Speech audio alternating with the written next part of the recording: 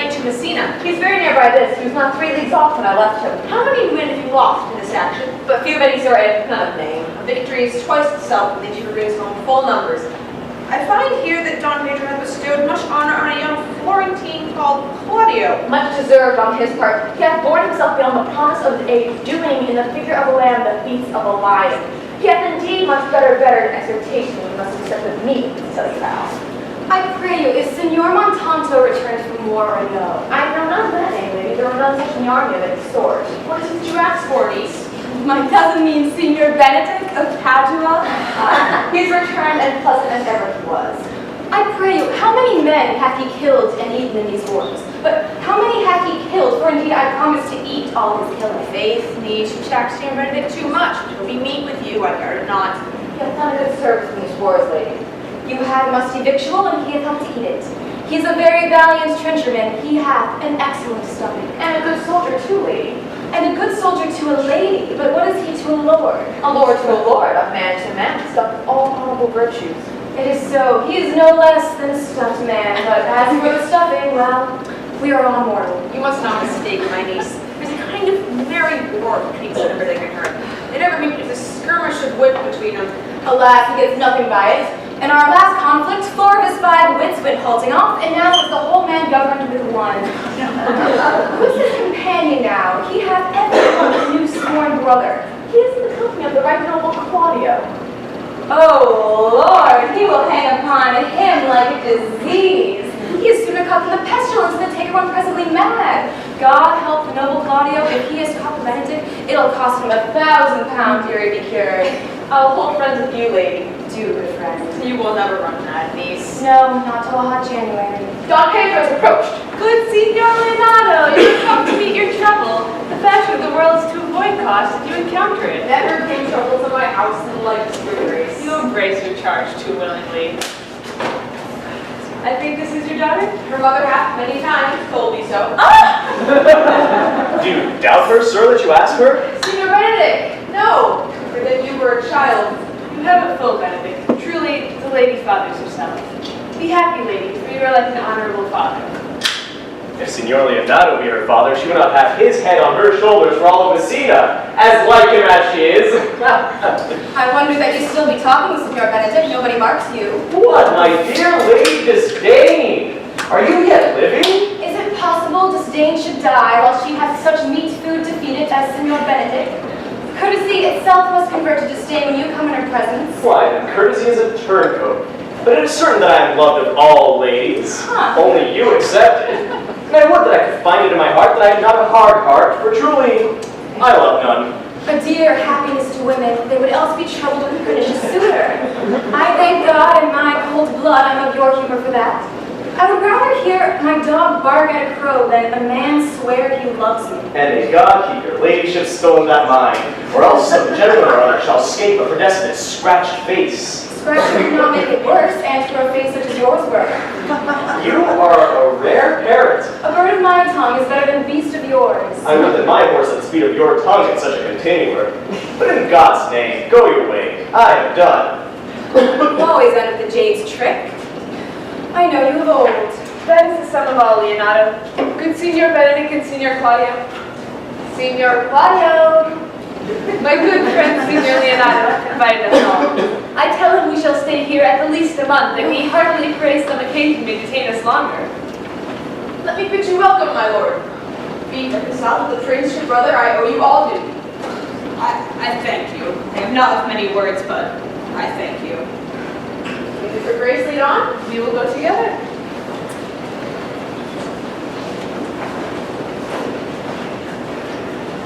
Benedict, didst thou note the daughter of Signor Leonardo? I noted her not, but I looked at her. Not a modest young lady? Do you ask me this as an honest man should for my simple and true judgment? Or would you have me speak after my custom as a professed tyrant to their sex? No, I pray thee speak in sober judgment. Why? Methinks she is too short for a tall praise, too lean for a large praise, and too little for a great praise. But only this commendation I can afford her, that were she other than she is, she were an handsome, and being no other than who she is, I do not like her. Thou thinkest I am in sports, I pray thee tell me truly how thou likest her. Would you buy her that you inquire after her? Can the world buy such a jewel? Yeah. And a case to put it into. Look, there's her cousin. And were she not possessed with such a fury, exceeds her as much in beauty as the 1st of May doth the last of December. But come, in what key of a man shall I take you to go into the song? In mine eyes, she's the sweetest lady that ever I looked on. I can see out without spectacles, and I cannot see such a thing. But surely you have no intent to turn husband, do you? I would scarce trust myself, though I had sworn the contrary, if Hero would be my wife. Oh, has it come to this? Shall I never see a bachelor of 80 again? No, go to in faith, but thou must thrust thy neck into a yoke, wear the print of it, and sigh away Sundays. What secret has held you here that you fell not to Leonardo? Oh, I would your grace constrain me to tell. I charge thee on thy allegiance. You see, Claudio, I can be as secret as a dumb man, but on my allegiance, mark you, he is in love. With who? Now that is your grace's part. Mark how short the answer is. With Hero, Leonardo's short daughter. If we're so we're others. Amen, if you love her, for the lady is very well worthy. Now you speak this to fetch me in my lord. By my troth, I spoke with thought. In faith, my lord, I spoke mine. And by my 2 faiths and troths, I spoke mine. That I love her. I feel. That she is worthy, I know. That I cannot feel how she should be loved or know how she should be worthy. That is the opinion that fire cannot melt out of me. I will dine it at the stake. Thou wast ever an obstinate heretic in despite of beauty. Never could maintain his part within the force of his will. Oh no. That a woman conceived me, I thank her. That she brought me up, I likewise owe her most humble thanks. But to hang my bugle in an invisible baldric? No, all women shall pardon me. For I will not do any of them the wrong to mistrust any. I will do myself the right to trust none.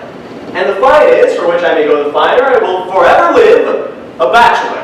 I shall see thee ere I die, look pale with love. With anger, with hunger, with sickness, my lord, not with love. Prove that I may lose more blood with love than I can get again with drinking. Why, pluck out mine eyes with a ballad maker's pen, and hang me at the door of a brothel house for the sign of blind Cupid. If thou dost ever fall from this faith, thou wilt prove a notable argument. If I do, hang me from a bottle like a cat and shoot at me. Well, as time will tell. In time the savage bull doth bear the oath. Oh, the savage bull might, but if ever the sensible Benedict bear it, pluck out the bull's horns and plant them on my forehead. And let me be vilely painted thus, with such letters as they write, here is good horse for hire, let them signify under my sign, here you may see Benedict, the merry man. If this should ever happen, that would be horrid mad! You will temporize with the actress. In the meantime, prepare to Leonardo, commend me to him, and tell him I will not fail him at supper, for indeed he hath made great preparation. Oh, I have enough of me for such an embassage. And so I commit you To the tuition of God, from my house, if I had it. The 6th of July, your loving friend, Benedict. Nay, mock not. Your discourse is guarded with fragments, and the guards are but seldom based on neither. Before you flout old ends any further, examine your conscience, and so I leave you. My liege, your highness now meant to me good. My love is thine to teach.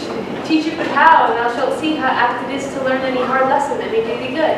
Hath we not any son, my lord? No child with Hero, she's his only heir.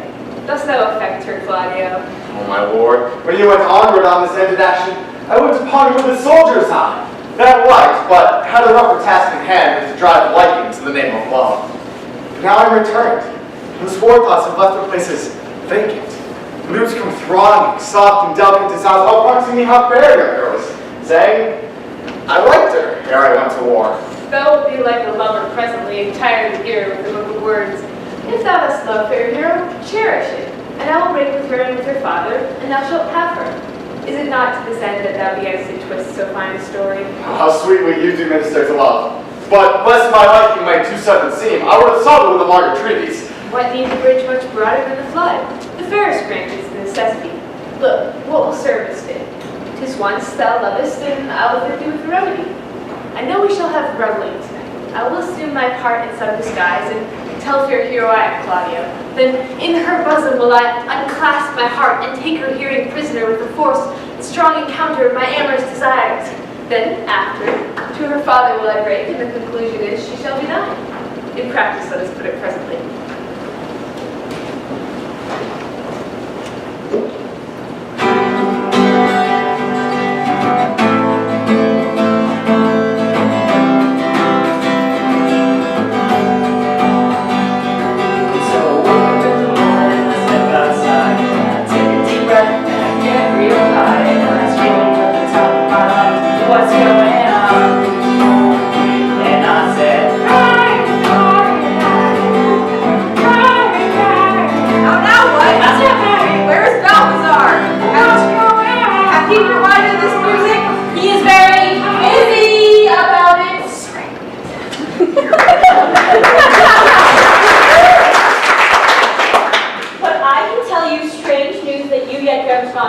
Are they good? They show well outward. I heard the prince discover to Claudio that he loved our daughter, and meant to acknowledge it this night in a dance. And if he found her accordant, he meant to take present time by the cup and instantly break with you of it. We will hold it as a dream till it appear itself. I will acquaint my daughter with all. She will be the better prepared for an answer, if her adventure this be true.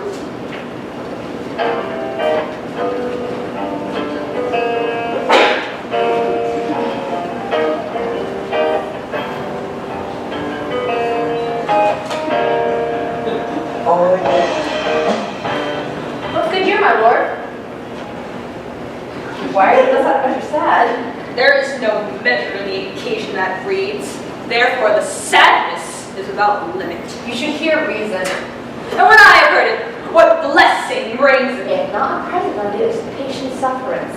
I wonder that thou goest about to apply a moral medicine to a mortifying mischief. I cannot hide what I am.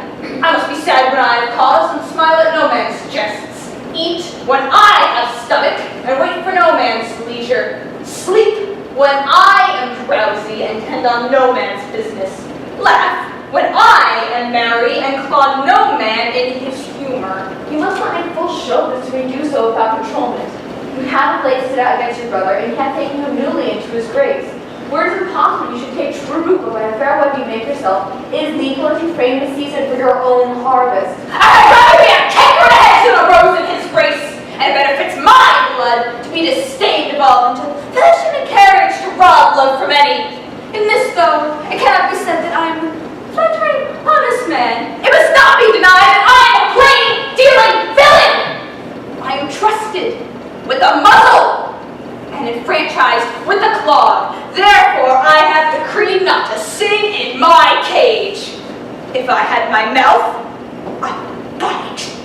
If I had my liberty, I would do my liking. In the meantime, let me be that I am, and seek not to alter me. Can you make no use of your discontent? I make all use of it, for I use it only. What news brought you? I come yonder from a great supper. The prince, your brother, is royally entertained by Leonardo, and I can give you news of an intended marriage. Will it serve for any model to build mischief upon? What is he for a fool that betroths himself to unquietness? Mary, it is your brother's right hand. Oh, who? The exquisite Claudio? Even he. A proper squire. And who? Which way looks he? Marion, Hero, the daughter and heir of Leonardo. A very forward march chick. How camest you to this? I heard it agreed upon that the prince would woo Hero for himself, and having obtained her, give it account to Claudio. Come, let us thither. This may prove food for my displeasure. That young startup hath all the glory of my overthrow. If I can cross him anyway, I bless myself every way. Now, you two are both sure and will assist me. To the death, my lord. Well, let us to the great supper. Their cheer will be greater that I am subdued over the cook of my mind. Now, shall we go prove what's to be done? We will wait upon your lordship.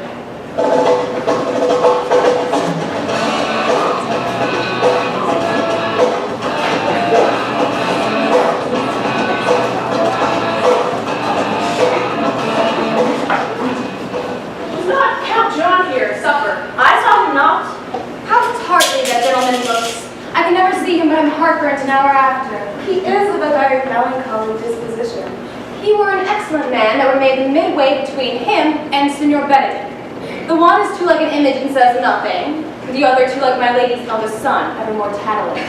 Then half Signor Benedict's tongue in Count John's mouth, and half Count John's melancholy in Signor Benedict's face. With a good leg and a good foot, uncle, and money enough in his purse, such a man could win any woman in the world, if he could get her goodwill. By my troth piece, thou wilt never get thee a husband that be so shrewd of thy tongue. In faith, she's too cursed. Oh, too cursed is more than cursed. I shall lessen God sending that way, for it is said, God sends a cursed cow short horns, but to a cow too cursed, he sends none. So by being too cursed, God will send you no horns. Just. If he send me no husband, for the which blessing I'm at him upon my knees every morning and evening. Lord, I cannot endure a husband with a beard on his face. I'd rather lie in a woman. You may let upon a husband that hath no beard. What should I do with him? Dress him in my apparel and make him my waiting gentlewoman. He that hath a beard is more than a youth, and he that hath no beard is less than a man. And he that is more than a youth is not for me, and he that is less than a man, I am not for him. So I will even take sixpence in earnest of the bear herd and lead his apes into hell. Then go even to hell. No, but to the gate. And there will the devil meet me like an old cuckold with horns on his head and say, "Get you to heaven, Beatrice, get you to heaven. There's no place for you, babes." So I deliver up my apes and away to St. Peter for the heavens. He shows me where the bachelors sit, and there live we, as merry as the day is long. Well, hero, I trust you will be ruled by your father. Yes, Faith, it is my husband's duty to make a curtsy and say, "Father, as it please you," but yet for all that, hero, let him be a handsome fellow, or else make another curtsy and say, "Father, as it please me." Well, niece, I hope to see you one day fitted with a husband. Ha! Not till God make man of some other metal than earth. Would it not grieve a woman to be overmastered with a piece of valiant dust? To make an account of her life to a clod of wayward marl? No, uncle, I'll none.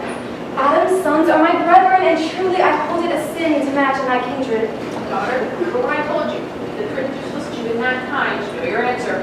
The fault will be in the music, cousin, if you be not wooed in good time. If the prince be too important, tell him there is measure in everything, and so dance out the answer. For hear me, hero, wooing, wedding, and repenting is as a Scotch jig, a measure, and a syncopace.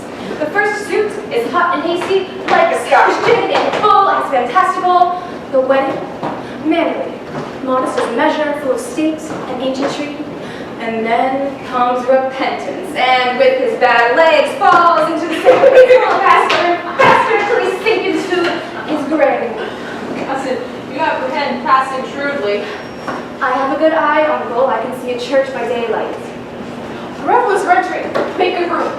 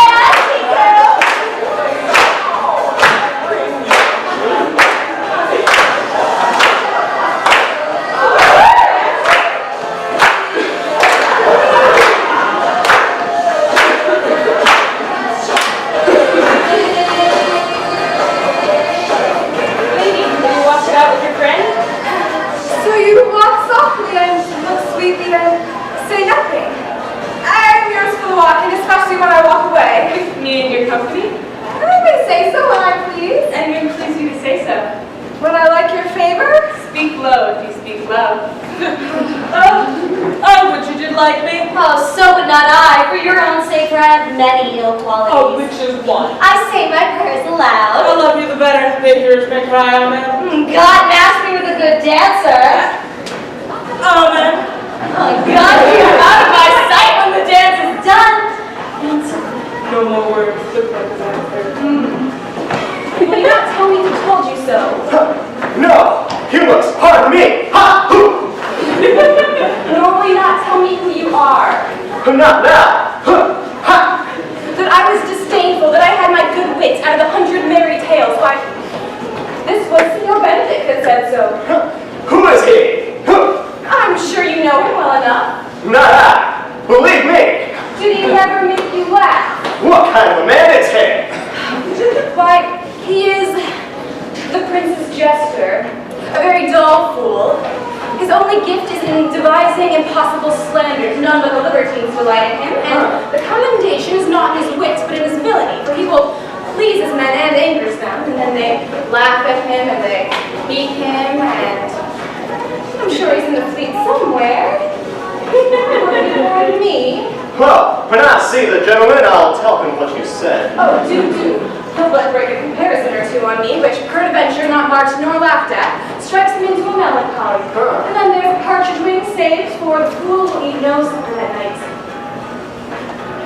We must follow the leaders.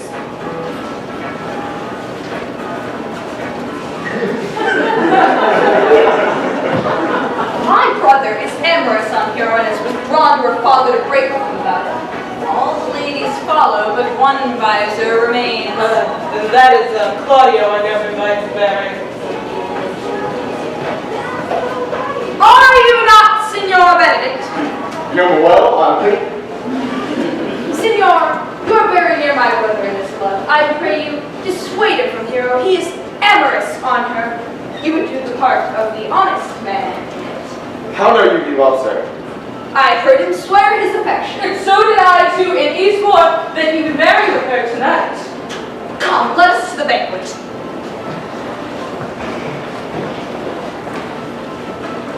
Thus, enter I in the name of Benedict. In these ill news for the ears of Claudio. To certain so the prince woos for himself. Friendship is constant in all other things, save in the office and affairs of love. Therefore, all hearts in love use their own tongues. Let every eye negotiate for itself and trust no agent. For beauty is a witch, against whose charms faith melteth into blood. This is an accident of owl reproof which I mistrusted not. Farewell, therefore, hero. Count Claudio! Count Claudio! Same. Come, will you walk with me? Whither? Why? Ever to the next willow about your own business, Count? What fashion will you wear the garland of? Around your neck like a deserted Jane? Or under your arm like a lieutenant's scarf? You must wear it the one way, for the prince has got your hero. I wish him joy of her. Oh, now that's spoken like an honest drodier, so they sell bullocks. But honestly, did you think the prince would serve you thus? I pray you weave me. Oh, now you strike at the blind man. 'Twas the boy that stole your meat, and you'll beat the boats. It'll not be, I'll read you. Alas, poor herd fowl. Now will he weep into the sedges. But that my lady Beatrice should know me and not know me? The prince's jester. Huh? It won't be that I go by that name because I am married. Yeah? No, but I am too apt to do myself wrong. It is the base and bitter disposition of Beatrice that puts the whole world into her person and therefore puts me out. I'll be revenged as I may. How now, Signor? Where's the count? Why, troth, my lord, I play the part of the Lady Fame. I found him here, as melancholy as a lodge in a ward. I told him, and I think I told him true, that your grace had gotten the goodwill of a certain young lady. And then I offered him up my company to the nearest willow, either to bind him up a garland as of being worthy, or to bind him up a rod as worthy of being whipped. whip? What's his fault? Why, the flat transgression of a schoolboy, who, in finding a bird's nest, chose it, overjoyed to his companion, who steals it. Both on making trust the transgression? The transgression is in the stealer. Yet it had not been amiss if the garland was made, and the rod too. For the garland he might have worn himself, but the rod he might have bestowed onto you, who, as I take it, has stolen his bird's nest. I will but teach them to sing. It would turn them to the ear. If their singing answer your saying by my faith, you speak truly. The lady Beatrice had a quarrel with you. The gentleman she danced with told her she is much wronged by you. Oh, she misused me past the endurance of a block. Why, an oak with but one green leaf on it might have answered her. My very visor began to take light and scold with her. She told me, not thinking that I had been myself, that I was the prince's jester, that I was duller than a great thaw, hurling jest upon me with such accuracy that I stood like a man in mark, with a whole army shooting at me. She speaks poniards, and every word stabs. If her breath were as foul as her terminations, there'd be none living near her. Why, she would infect even to the North Star. I did never think to marry her. Even if she had all that Adam had left her before he transgressed, why, she would have made Hercules turn spit, yea, and clasp his club to make the fire too. Come, talk not of her. I would that some scholar could conjure her, for while she is here, a man may live as quiet in hell as in a sanctuary, and they would sin upon purpose, for they would go thither. So indeed all horror and disquiet and perturbation follow her. Look, there she is. Will your grace have no employ for me to go to the ends of the earth? Why, I'll fetch you a toothpick from the farthest inch of Asia, get you a hair off the great champ's beard, fetch you the length of Prester John's foot. Anything but hold 3 words conference with this Harvey. Would you have no employ for me? None, but to desire your good company. Oh, God, sir, here's a dish I love not. I cannot endure my lady tongue. Lady Beatrice, you have lost the heart of Signor Benedict. Indeed, my lord. He lent it to me a while, and I gave him use for it. A double heart for his single one. Married once before he won it off me with false dice, therefore your grace may well say I have lost it. You have put him down, lady. You have put him down. So I would he should not do me, my lord, lest I should become the mother of fools. I have brought Count Claudio, whom you sent me to seek. How now, Count? What, sad? Not sad, my lord. How then, sick? Neither, my lord. The Count is neither sad, nor sick, nor married, nor well, but civil, Count. Civil as an orange, and something of that jealous complexion. In faith, lady, I think your blades be true. If you be so, his conceit is false. Come, Claudio, I have wooed in thy name, and your hero is won. I have broke with your father, and his good will obtained. Name the day of thy marriage, and God to be joy. Count, take me my daughter, and with her my fortunes. His grace has made the match, and all grace say amen to it. Speak, Count, 'tis your cue. Silence is the perfectest herald of joy. I were but a little happy if I could say how much. Lady, as you are mine, I am yours. I give away myself to you and dote upon the exchange. Speak, cousin, or if you cannot, stop his mouth with a kiss. That's good neither.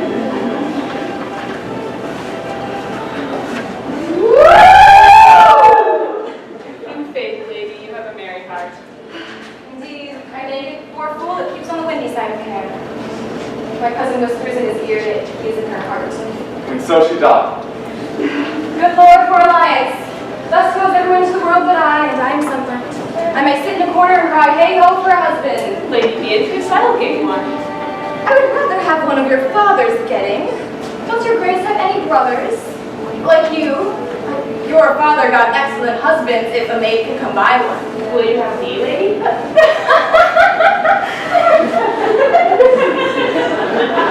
No. Lord, not unless I might have another for working days. Your grace is too costly to wear every day. But I beseech your grace, pardon me. I was born to speak all mirth, no matter. be merry, Bessie, comes you, for I have a question you were born at a merry hour. No, sure, my lord. My mother cried. Then a star danced, and under that was born. Cousin, God give you joy. At least you look to those things I told you of. I cry your mercy, uncle, by your grace's pardon. By my troth, the pleasant bearded lady. There's a little melancholy element to her, my lord. She's sad, but when she sleeps, and not ever then, for my daughter hath told me many times that she hath dreamed of unhappiness and waked herself with laughing. She will not endure to hear tell of a husband. Oh, by no means. She mocks our wooers out of suit. She were an excellent wife for Benedict. Oh, Lord, my lord, if we were but a week married, they would talk themselves mad. Count Claudia, what mean you go to church? Tomorrow? Tomorrow, my lord. Time goes on crutches till love have all its rights. Not till Monday, my dear son. A time too brief to have all things answered by mine. Come, you shake your head at so long with grieving, but I warrant you the time shall not go dilly by us. I will in the interim undertake one of Hercules' labors, which is to bring the Lady Beatrice and Signor Benedict into a mountain affection, the one for the other. I would fain have the match, and I doubt not with the fashion if you three will give such assistance as I shall give you directions. My lord, I am for you. It cost me 10 nights' watches. And I, my lord. And you, fair girl? I will do any modest office, my lord, to help my cousin to a good husband. Benedict is not the unhopeless husband I know of. How smart can I praise him? He is of noble strain, of approved valor and confirmed honesty. I shall teach you to practice on your cousin that she shall fall in love with me, with Benedict. And I, with your two helps, shall so practice on Benedict that in spite of his quick wit and his queasy stomach, he shall fall in love with Beatrice. If we can do this, Cupid is no longer an archer, for we are the only love gods. Come in with me, and I will show you my drift. Count Claudio is set to marry the daughter of Leonardo. Yea, my lord, but I can cross it. Any bar, any cross, any impediment would be medicinal to me. Anything that comes before his affection ranges evenly with mine. How canst thou cross this marriage? Not honestly, my lord, but so covertly that no dishonesty shall appear in me. Show me, briefly, how. I think I told your lordship a year since how much I'm in the favor of the Lady Margaret. I remember. I can, at any unseasonable instant of the night, appoint her to look out of her lady's chamber window. But what's the life in that to be the death of this marriage? The poison of that lies in you to tempt her. Go to the prince your brother. Spare not to tell him that he hath robbed his honor in marrying the renowned Claudio, whose estimation you do mightily hold up, to a contaminated stale, such a one as Hero. What proof shall I make of that? Proof enough to misuse the prince. Vex Claudio, undo Hero, and kill Leonardo. Look you for any other issue? Only to despite them I would endeavor anything. Go then and find me a meet hour to draw Don Pedro and Count Claudio alone. Tell them that you know that Hero loves me, and they will scarcely believe it without trial. Offer them instances which will bear no less likelihood than for them to see me outside her chamber window. Hear me call Margaret Hero, and bring them to see this the night before the intended wedding, and there will be such seeming truth in the lady's loyalty that jealousy shall be called assurance, and all the preparation overthrown. Grow this to what adverse issue it can, and I will put it into practice. Be cunning in thy work in this, and thy fee is 1,000 ducats. 1,000 ducats. Be you constant in the accusation, and my cunning shall not shame me. I will presently go learn their day of marriage.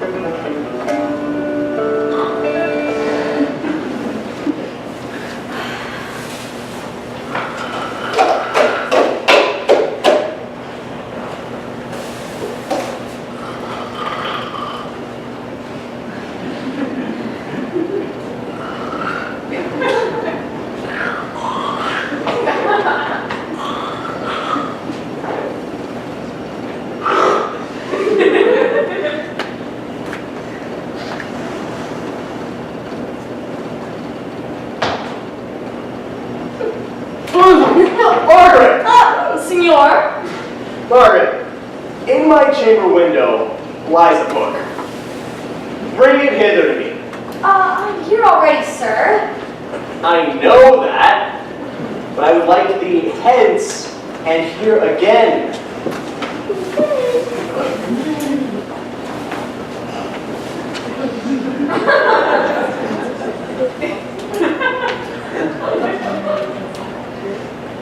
I do much wonder how one man, seeing how another man is a fool when he dedicates his behaviors to love, will, after he hath laughed at such shallow follies in others, become the argument of his own scorn by falling in love.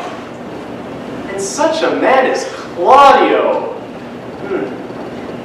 I have known when there was no music with him, but the drum and the fife. But now would he rather listen to the tabor and the pipe. I have known when he would have walked 10 miles afoot to see a good armor. But now will he lie 10 nights awake carving the fashion of a new doublet. He used to speak plain and to the point, like an honest man and a soldier. But now is he turned orthography. His words are a fantastical banquet. So many strange dishes. May I be so converted and see with these eyes? I cannot say. Well, I think not. I'll be sworn that love may transform me to an oyster. But I'll take my oath on it. Before love hath made an oyster of me, he will never make me such a fool.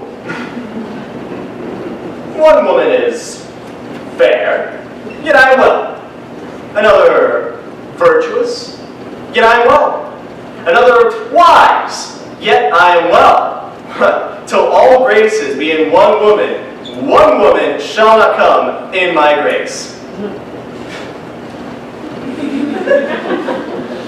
Oh, rich she shall be, that's for certain. Mild, or come not near me. Fair, or I'll look not on her. Virtuous, or I'll never cheapen her. Oh, good discourse. Oh, an excellent musician. And her hair shall be, whatever color it please God. The Prince and Monsieur Love. I will hide me. Come, shall we hear this music? Yea, my good lord. Still the morning is. As hushed on purpose to grace harmony. See you were Benedict had hid himself? Very well, my lord. The music ended. Come, we'll have that song again. Oh, good my lord, tax not so bad a voice to slander music any more than once. Come, sing, and let me woo no more. Well, since you talk of wooing, I will sing. But note this before my notes. There's not a note of mine that's worth the noting. Notes, forsooth, and nothing. Oh, divine air! Now is his soul ravished.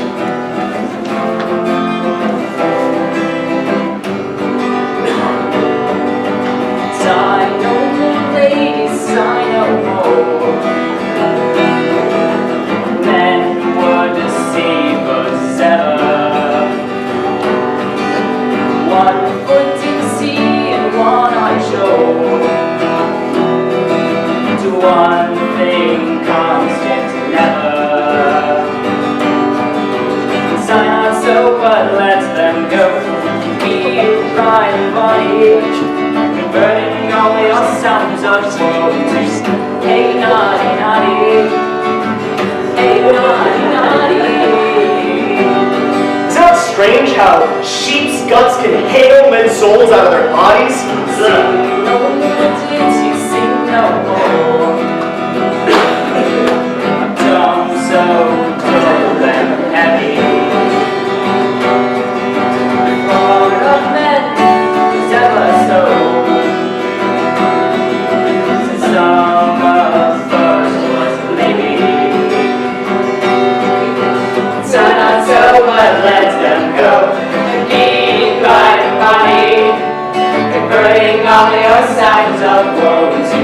Hey, naughty, naughty. Hey, naughty, naughty.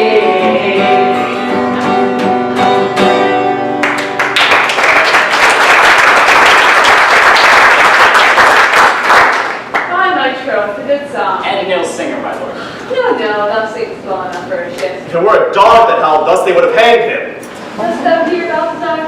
Get us some excellent music for tomorrow night, for we would have it. The best I can, my lord. Do so. Farewell.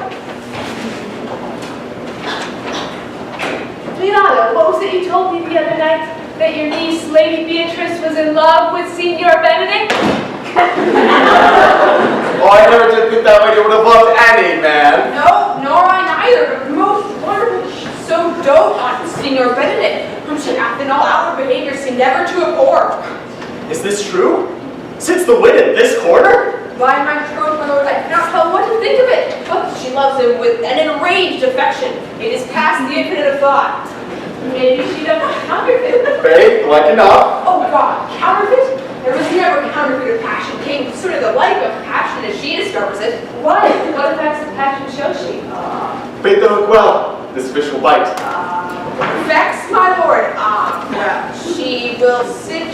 You heard Hero tell you how. How? I pray you!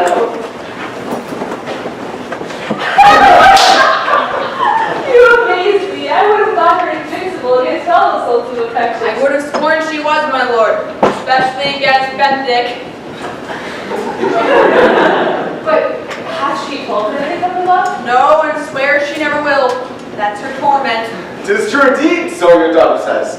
Shall I, says she, that so often counted him with scorn, write to him that I love him? This says she when she thinks right, for she'll be up 20 times a night, and there will she sit in her smock till she hath written a sheet of paper. Now you're talking about sheet of paper. Remember a pretty jest your daughter told us of. Oh, when she had read it and was reading it over, she found Benedict and Beatrice between the sheet. No, she tore the letter into 1,000 pieces and railed at herself. She'd be so immodest to write to one that she knew would flout her. Then down upon her knees she falls, weeps, sobs, beats her heart, tears her hair, prays, curses. Oh, sweet Benedict, God give me patience. She does indeed. My daughter says so. And the ecstasy happens so much of her warning of her daughter is afraid she will do a desperate outrage to herself. It is very true. It were good Benedict knew this by some other, if she will not discover it. To what end? He would make but sport of it and torment the poor lady worse. If he would, it were an alms to hang him. She is an excellent, sweet lady, and out of all question she is virtuous. And she is exceeding wise. In everything but loving Benedict. Oh, my lord, wisdom and blood combating and to tender her body. I'm sorry for her, as I have just caused being troubled. I wish she had bestowed this notice on me. I would not tell her the respects and bid her not to be off.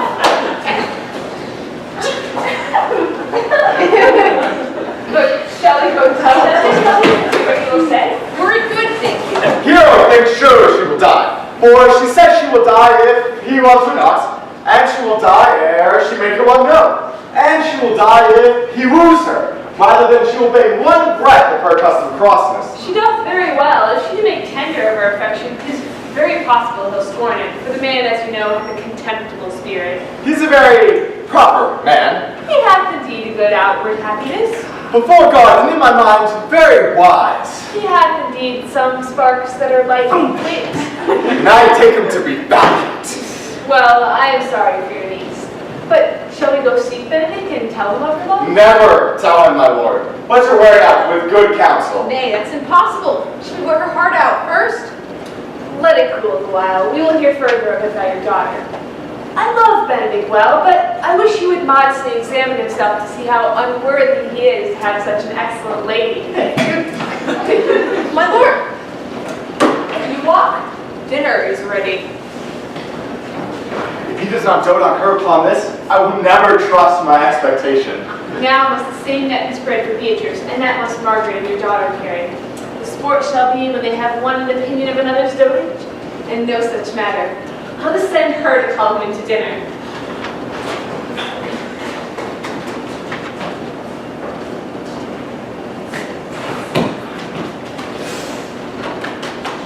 This can be no trick. The conference is sadly bored. They have the truth of this from Hero. They seem to pity the lady. Seems her affections have their full bent. Who loved me? Why? No, it must be requited. I see how I am censored. They say that I will bear myself proudly if I perceive any sign of love come from her. They say, too, that she would rather die than show any outward sign of affection. Well, I did never think to marry. No, I must not seem proud. Happy are they that hear their detractions and put them to mending. They say the lady is fair. 'Tis so. I can bear the witness. And virtuous. 'Tis a truth. I cannot deny it. And wise. But for loving me? No, that is no great argument of her wit, nor no great proof of her folly. For I will be horribly in love with her! Well, it may well be that I have some odd quirks and remnants of wit thrust upon me, for I have railed so long against marriage. But does not the appetite alter? A man loves the mean in his youth that he cannot endure in his age. Shall these quips and sentences and paper bullets of the brain awe a man from the career of his humor? No! The world must be people! When I said that I died a bachelor, I did never think to see myself married. Oh, here comes Beatrice. By this day, she's a fair lady.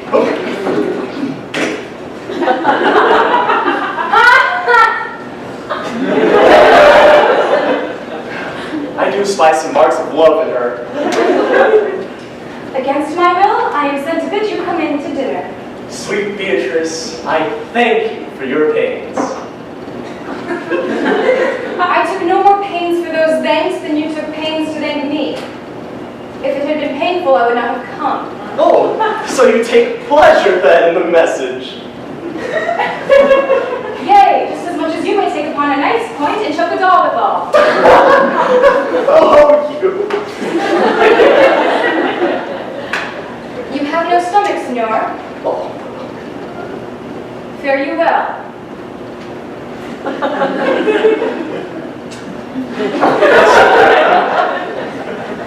Against my will, I am bid to come send you in today. Wait, there's a double meaning in that! I took no more pains for those thanks than you took pains to thank me. Why, that's as much as to say any pains that I give for you are as easy as thanks. If I do not pity her, I am a villain. If I do not love her, why, I am a fool. Oh, we'll get a number.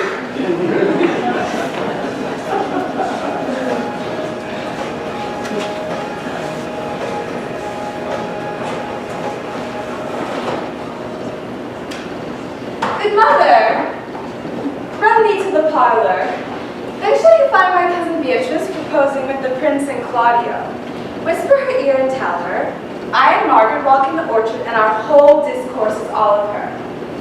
Bid her steal where she can hide her to listen our purpose. This is thy office.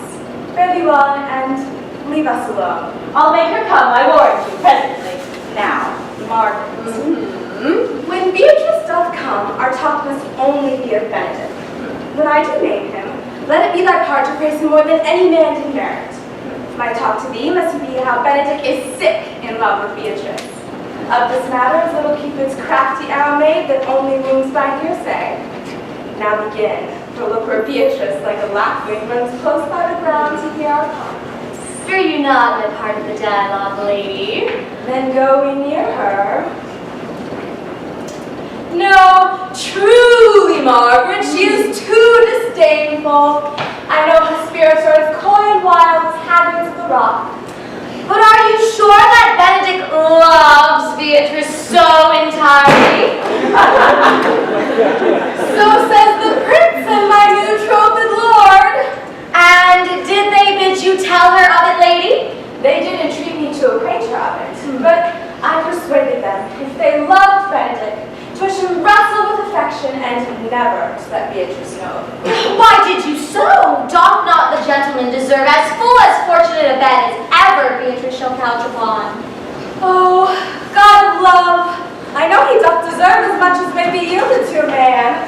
But nature never framed a woman's heart of prouder stuff than that of Beatrice. Disdain and scorn ride sparkling in her eyes, misprizing what they look on. And her wit values itself so highly that to her all matter else seems weak. She cannot love, nor take no shape nor project of affection. She is so self-endeared. Sure, I think so. Therefore, certainly it were not good she knew his love, lest she make sport of it. Why, you speak truth. I never yet saw a man how wise, how noble, young, how rarely featured, but she would spell him backwards. If fair-faced, she would swear the gentleman should be her sister. If low, an agate very vilely cut. If speaking, why, a vein blown with all winds. Silent, why, a block moved with none. So turned she every man wrong side out. Sure, such carping is not commendable. No, it cannot be commendable. But who dares tell her so? If I should speak, she would laugh me out of myself, mock me into air, press me to death with wit. Therefore, let Benedict, like a covered fire, consume away in sighs, waste inwardly. 'Twere better death than to die with mops, which is as bad as die with tickling. Yet, tell her of it. Hear what she will say. No, rather, I will go to Benedict and counsel him to fight against his passion.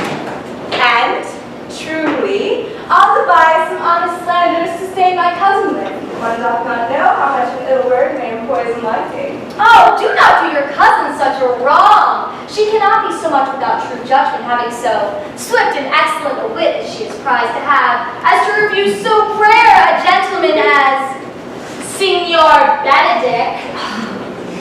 He is the only man of Italy, always excepted my dear Claudio. I pray you, be not angry with me, lady. Speaking my fancy, Signor Benedict, for shame, forbearing, argument, and valor, goes foremost in report through Italy. Indeed, he hath an excellent good name. Yes, his excellence did earn it ere he had it. When are you going, hero? Why, every day. Tomorrow. Come, go in. I'll show thee some attires and have thy counsel as to which is best to furnish me tomorrow. She's limed, I warrant you. We've caught her. If it proves so, then loving goes by halves. Some Cupid kills with arrows, some with traps.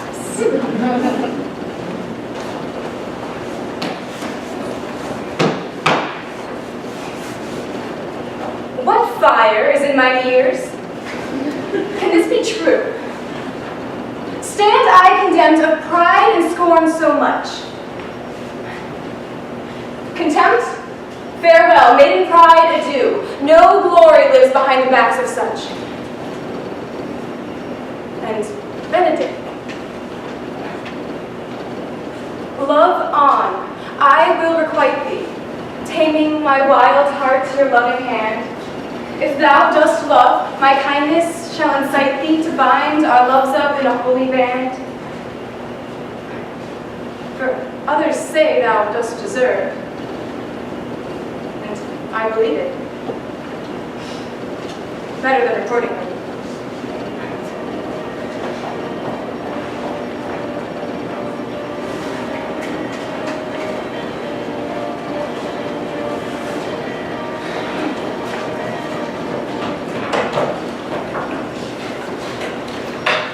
Stay till your marriage is consummate, then go I towards Aragon.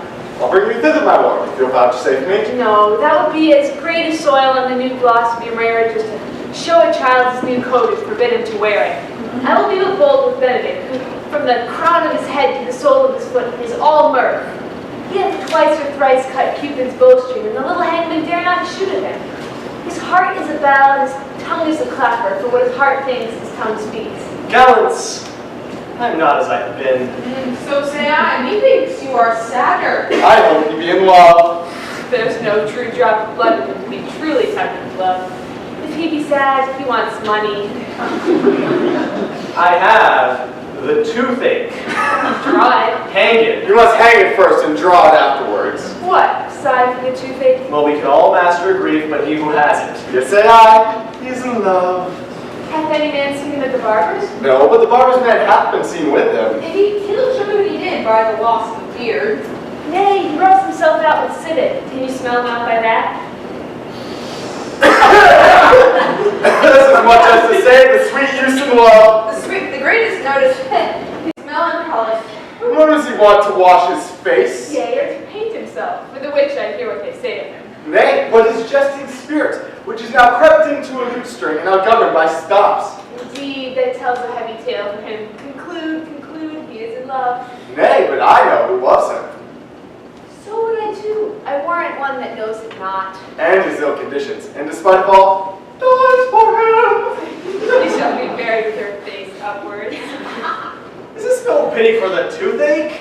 Oh, good signor, I have 8 or 9 wise words to speak with you, which these hobby horses must not hear. For my life, to break with him about Beatrice. 'Tis even so. You and Margaret have played their part with Beatrice. And then the two bears will not bite one another when they meet. My lord and brother, God save you. Good afternoon, brother. If your leisure served, I would speak with you. In private? If it please you. Your Count Claudio may hear, for what I would speak of concerns him. What's the matter? Your lordship means you to be married tomorrow? You know he does. I know not that, when he knows what I know. There be any impediment, I pray you discover it. Signor, you may think I will that appear hereafter, and aim better at me, by that I will now manifest. For my brother, I think, holds you well, and in dearness of heart, has helped to effect the ensuing marriage. Surely, suit ill spent, and labor ill bestowed. Why? What's the matter? I came hither to tell you, and circumstances shortened, for she has been too long a talking of. The lady is disloyal.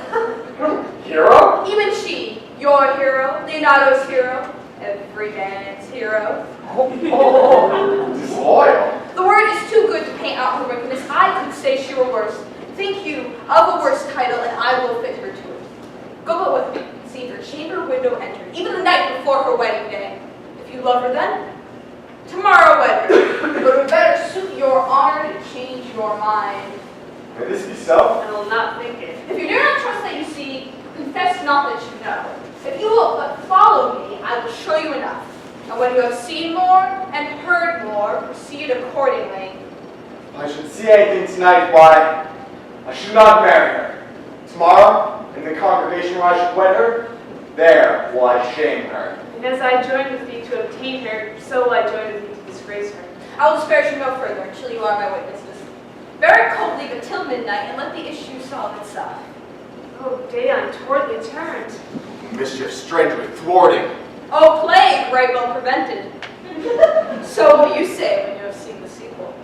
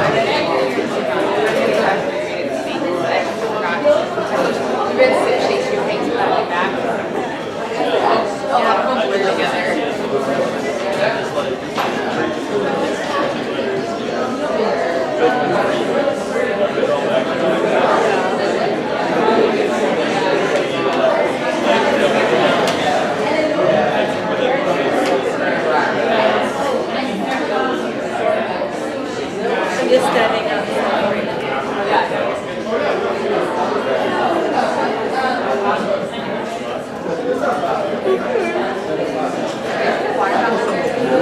Yeah, this one. Okay.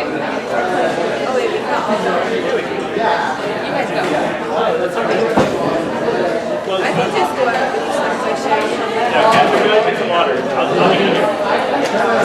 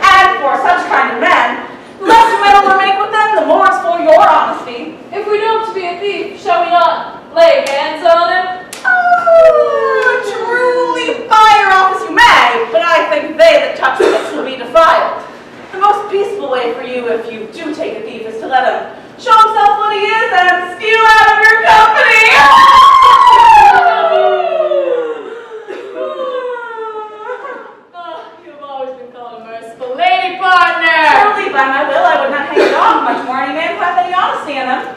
If you hear a child crying, you must call to the nurse and bid her stop it! Burton. How's the nurse be asleep and will not hear us? Why then depart in peace and let the child wake her crying forth. You will not hear the lamb above, you'll never answer the cat when it bleats. Ah! 'Tis very true! This is the end of the charge. You, constable, are to present the prince's own person. And if you meet the prince in the night, you may stay him. Neighbor, lady, no, you do not. 5 shillings to 1 on it, if any man without statutes he may. Marry! Not without the prince be willing. For indeed, 'tis an offense to stay a man against his will, and the watch out to offend no man. Oh, my lady, I think it be so. Well, masters, good night. If there be any matter of great chances, call up me. Keep your fellows' counsel and your own. Come, neighbor.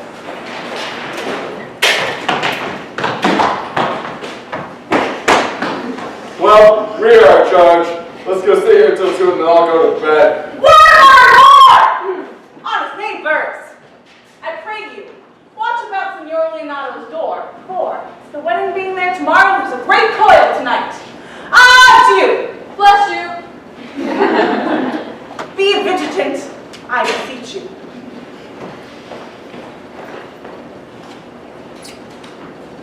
What, Conrad? Peace. Stir not. Conrad, I say. Here, man, I'm at thy elbow. Mass in my elbow, which I thought it would a scab follow.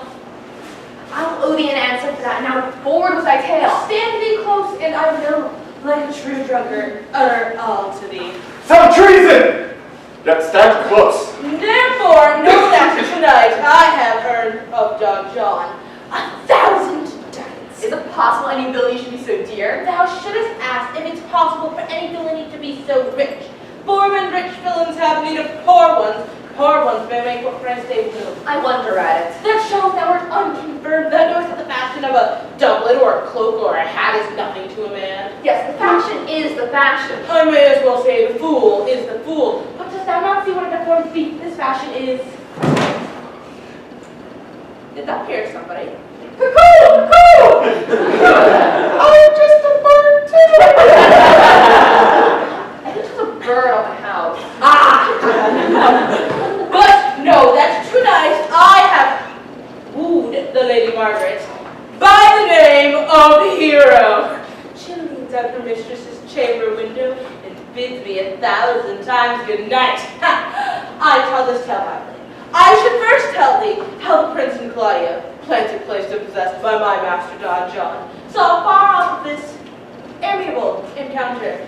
I thought they Margaret was Hero. 2 of them did, the Prince and Claudio, but the devil my master knew she was Margaret, and partly by his oaths which first possessed them, and partly by the dark night which did deceive them, but chiefly by my villainy, went away Claudio in rage, and swore he would meet with her as appointed the next morning, and there, in front of the whole congregation, shame her away saw overnight and send her home again without a husband. We charge you in Prince's name, stand! Call my master constable. We have here recovered the most dangerous piece of lechery that ever was known in the Commonwealth. Masters, masters. Mercy! We charge you! Let us obey you to go with us! We are likely to be a goodly commodity who's taken up with these nuns' bills. A common question, I warrant you. Come, we'll obey you.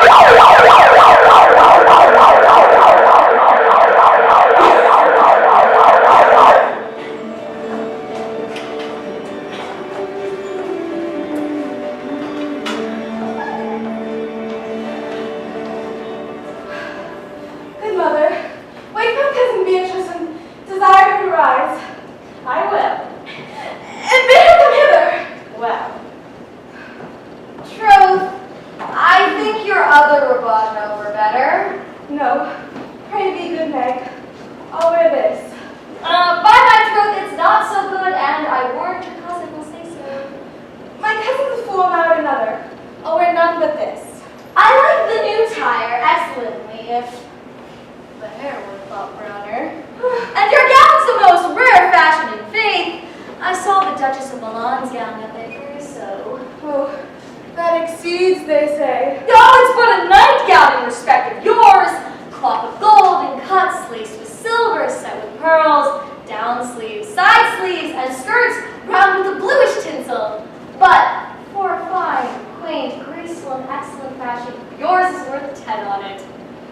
God give me joy to wear it, for my heart is exceedingly heavy. It will be heavier soon by the weight of a man.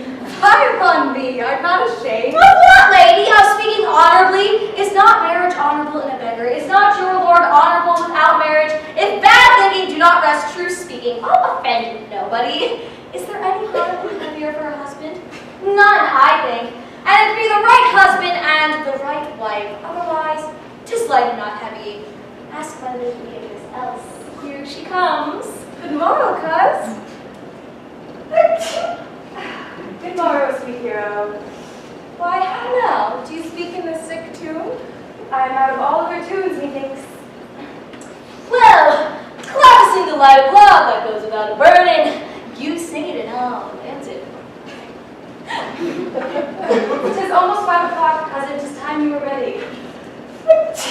Oh, by my troth, I am exceeding ill. Hey-ho. For a heart, a horse, or a husband.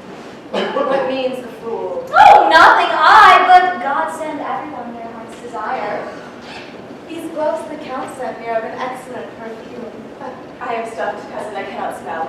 A maid and stop? There's goodly catching of gold. Oh, God help me. God help me. How long have you professed apprehension? Ever since you left it. Doth not when you become early. It is not seen enough. You should wear it in your cap. Oh, by my troth, I am ill. Well, get you some of this distilled Cardis Benedictus, and lay it to your heart. It's the only thing for a qualm. There, thou prickst her with a thistle. Benedictus? Why Benedictus? You have some moral in this Benedictus? Moral? No, by my troth, I have no moral meaning. I meant plain holy thistle.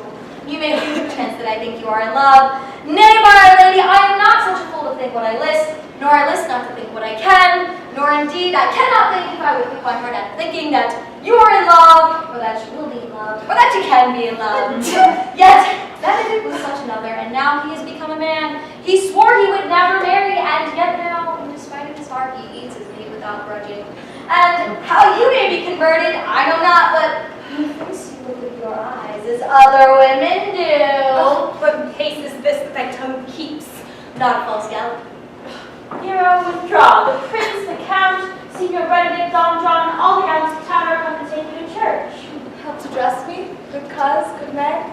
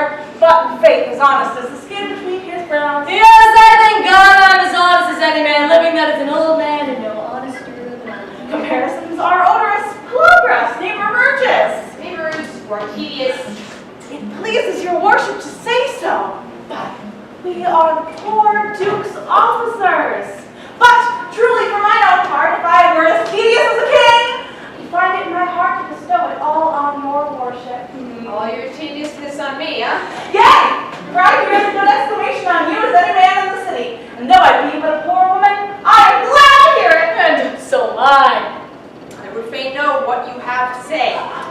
Marry, sir, our watch tonight, accepting your worship's presence, have taken a couple of as errant names as any in Messina. A good old man, sir. He will be talking. God help us, it is a world to see. As they say, when the age's in, the wit is out. Well, God's a good man. When two men ride a horse, one must ride behind. But God is to be worshipped. All men are not alike, alas, good neighbor. Indeed, good neighbor, he comes too short of you. Gifts that God gives. I must leave you. Oh! One word. Sir, our watch tonight hath indeed comprehended two auspicious persons. We would have them this morning examined before your worship. Take their examination yourself and bring it me. I am now in great haste, as it may appear unto you. It shall be supplicants. Drink some wine ere you go. Fare you well. My lord, they stay for you to give your daughter to her husband. I'll wait upon them. I'm ready. Go, good partner, go! Get you to George Seacole. Bid him bring pen and paper. We are now to examination these men. And we must do it wisely. We will spare for no wit, I warn you. Only have the man set down our excommunication and meet me at the jail.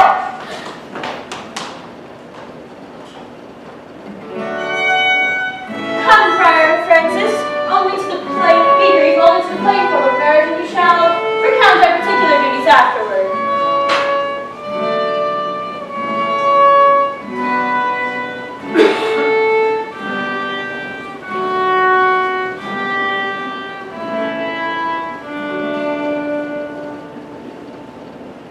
You come hither, my lord, to marry this lady. No. To be married to her. Friar, you come to marry her. Lady, you come hither to be married to this count. I do.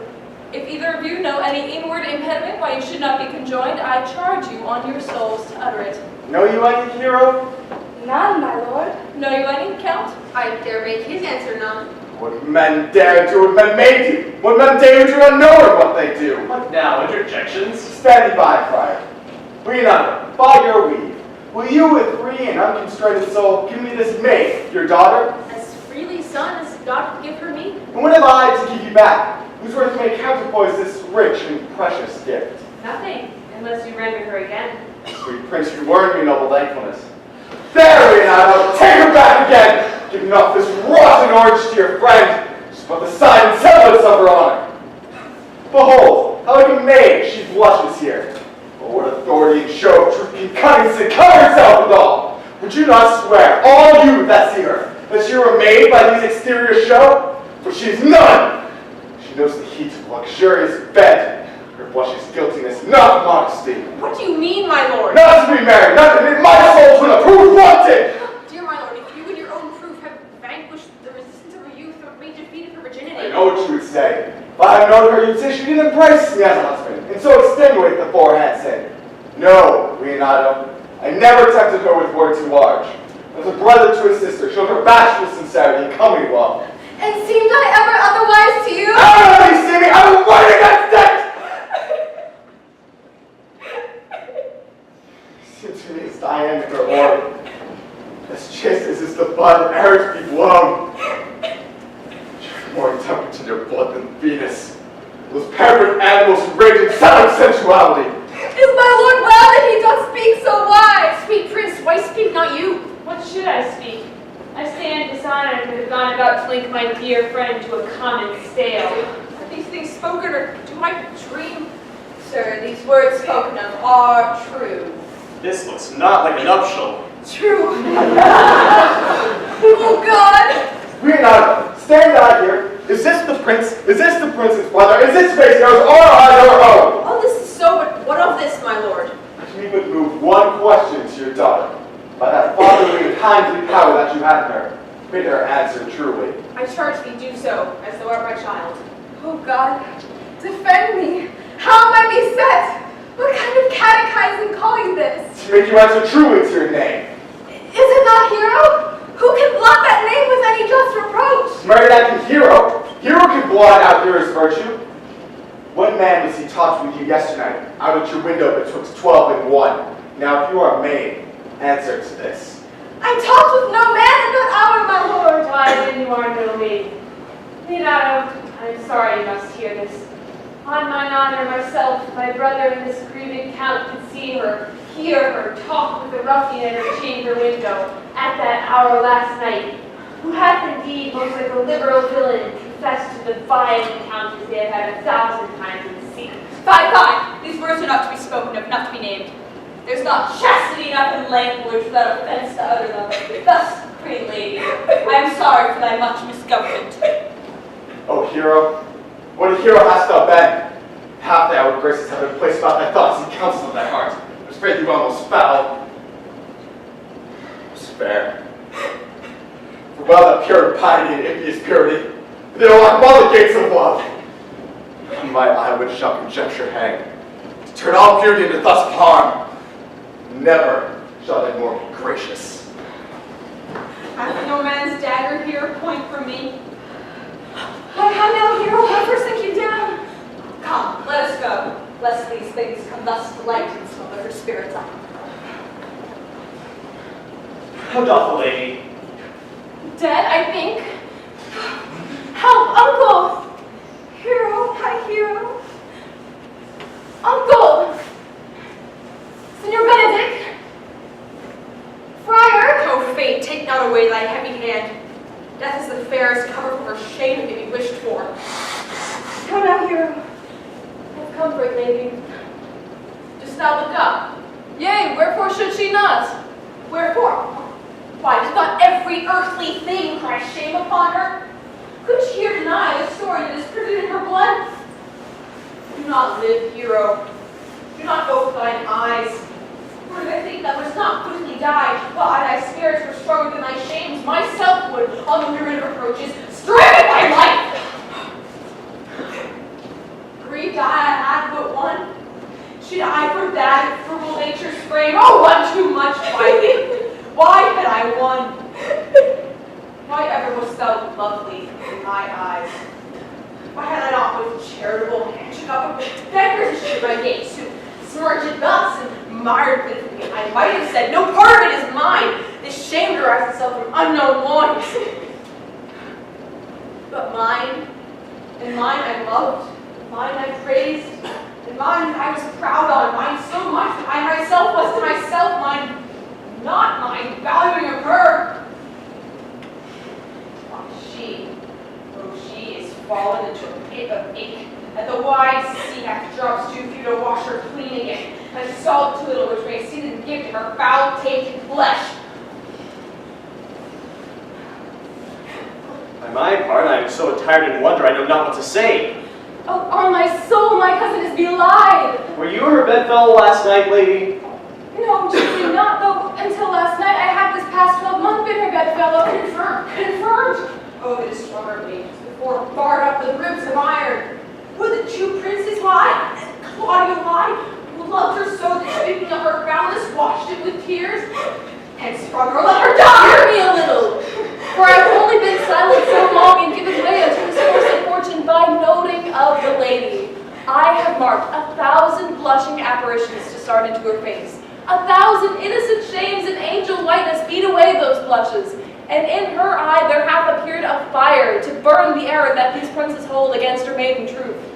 Call me a fool. Trust not my reading, nor my observations, my reverence, calling, nor divinity, if this sweet lady lie not guiltless here under some biting error. Friar cannot be. Those saints and all the grace that she hath left that she will not add to her damnation the sin of perjury. She not denies it. Why seeks thou to cover with excuse that which appears in proper nakedness? Lady, what man is he you are accused of? They know that do accuse me. I know none. If I know more of any man alive than that which maiden modesty doth warrant, let all my sins find mercy. Oh, my father, prove you that any man with me converse in hours of need, or that I yesternight maintained the change of words with any creature. Refuse me, hate me, torture me to death. There is some strange misprision in the princes. The two of them have the very bent of honor. But if their wisdoms be misled in this, the fault lies in John, the bastard, whose spirits toil in frame abilities. I know not. They speak but truth, for these hands shall tear her. They wrought for honor, the proudest of them shall well hear it. dried this blood of mine, nor age so eat at my invention, nor fortunate habit of my wheat, they shall find a wife of such a kind, both strength of limb and policy of mind, ability and means, and choice of friends to prick me of them thoroughly. Pause a while, and let my counsel sway you in this case. Your daughter here, the princess, left for dead. Let her a while be secretly kept in, and publish it that she is dead indeed. Maintain a mourning ostentation, and on your family's old monument hang mournful epitaphs, and do all rites that appertain unto a burial. What shall become of this? What will this do? Mary, this well carriage shall on her behalf change slander to remorse. That is some good. She dying, as it must be so maintained, upon the instant that she was accused, shall be lamented, pitied, and excused of every hearer. For it so falls out that what we have we prize not to the worth while we enjoy it, but being lacked and lost, why, then we reck the value, then we find the virtue that possession would not show us while it was ours. So will it fare with Claudio. When he shall hear she died upon his words, the idea of her life shall sweetly creep into his study of imagination, and every lovely organ of her life shall come apparelled in more precious habit, more moving, delicate, and full of life, into the eye and prospect of his soul than when she lived indeed. Then shall he mourn, and wish he had not so accused her. No, though he thought his accusation true. Let this be so, and doubt not that success will fashion the event in better shape than I can lay it down in likelihood. And, if it sort not well, you may conceal her, as best befits her wounded reputation, in some reclusive and religious life, out of all eyes, tongues, minds, and injuries. Listen to the friar. And for my part, you know my very inwardness and love is towards the Prince and Claudio, but I will deal with this, as secretly and as justly as your soul should with your body. Being that I flow in grief, the smallest twine may leave me. 'Tis well consented. Presently away. Come, lady, die to live. This wedding day perhaps is but prolonged. Have patience and endure.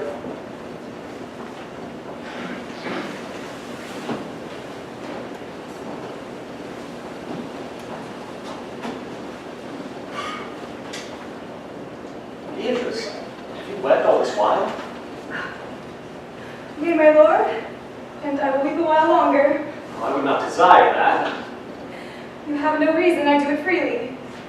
Surely I do believe your cousin Hero was wrong. Oh, how much might the man deserve of me that would write to her? Is there any way to show such friendship? A very even way, but no such friend. May a man do it? It is a man's office, but not yours.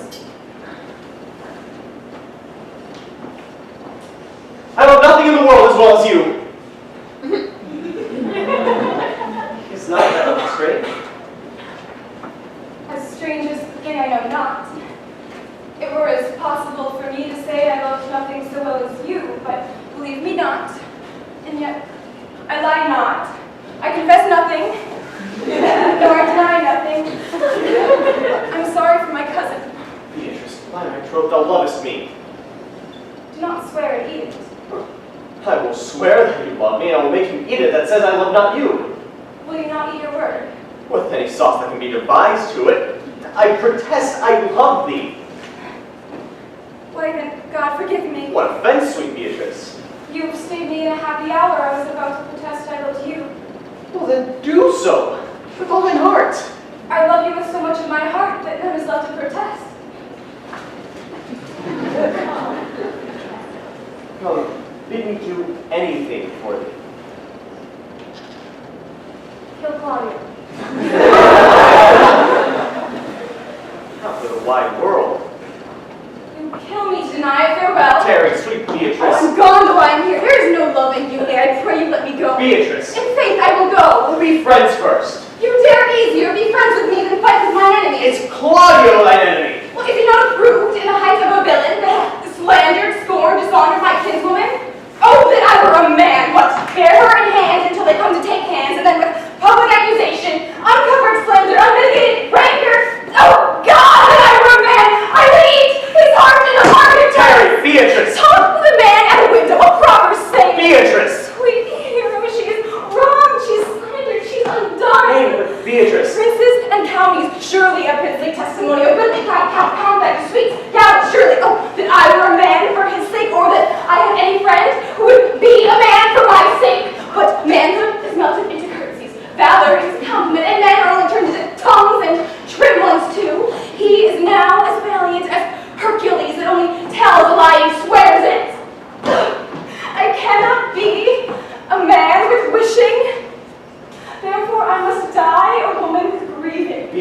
this hand I love thee.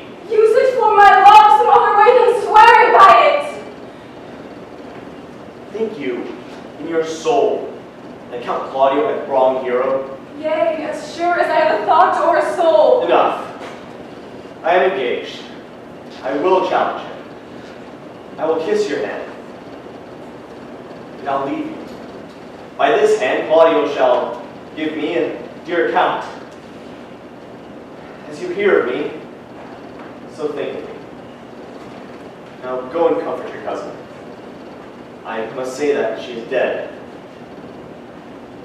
And so, farewell.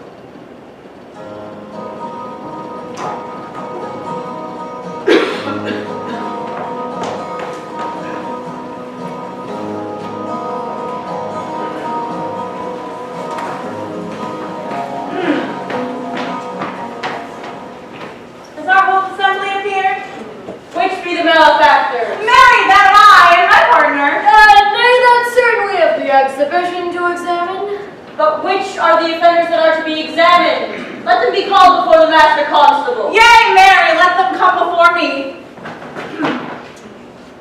What is your name, friend? Baraccio. Pray, write down Baraccio.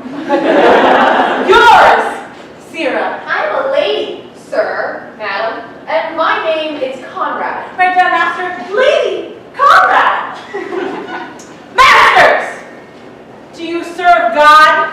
Yea, sir. We hope. Write down, they hope they serve God. But write God first, for God defend, but God should go before such villains.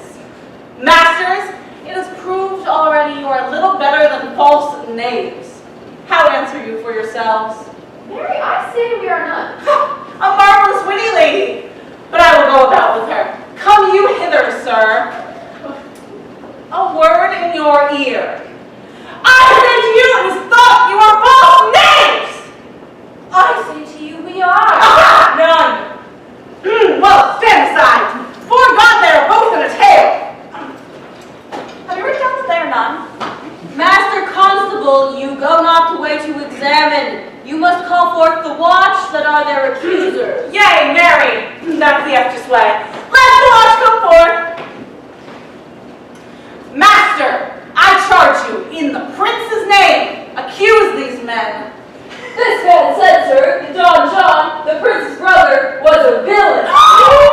Write down Prince John a villain! Why, this is not perjury to call a prince's brother villain! Master, I pray thee, fellow. Peace. I do not like thy look, I assure thee. What heard you him say else? Mary, that he had received 1,000 ducats of Don John for accusing the lady hero wrongfully. What robbery as ever was committed? Yea, my man, that it is. What else, fellow? And that Count Claudio did mean, upon his words, to disgrace Hero before the whole assembly, and not marry her. Oh, villain! Thou will be condemned to everlasting redemption for this. What else? That is all. And this, masters, is more than you can deny. Don John is this morning secretly stolen away. Hero was in this very manner accused, in this very manner refused, and upon the grief of it, suddenly died. Master Constable, let these two be bound and brought to Leonardo's. I will go before and show him their examination. Come, let them be opinions. Let them be in the house. God of my life, where's the sexton? Let him write down the prince's officer coxcomb. Come, bind them, thou naughty varlet. Wait, you are an ass! You are an ass! Does thou not suspect my place? Does thou not suspect my years? Oh, I have been written down an ass. Masters, forget not that I am an ass, though it be not written down yet. Remember that I am an ass. No, thou villain, thou art full of piety, which we proved upon thee by good witness. I am an officer, and which is more, a householder, and which is more, as thorny a piece of flesh as any in Messina, and one that knows the law, go to, and a rich lady, enough, go to, and one that hath had losses, and one that hath had 2 gowns, and everything handsome about her. Bring them away.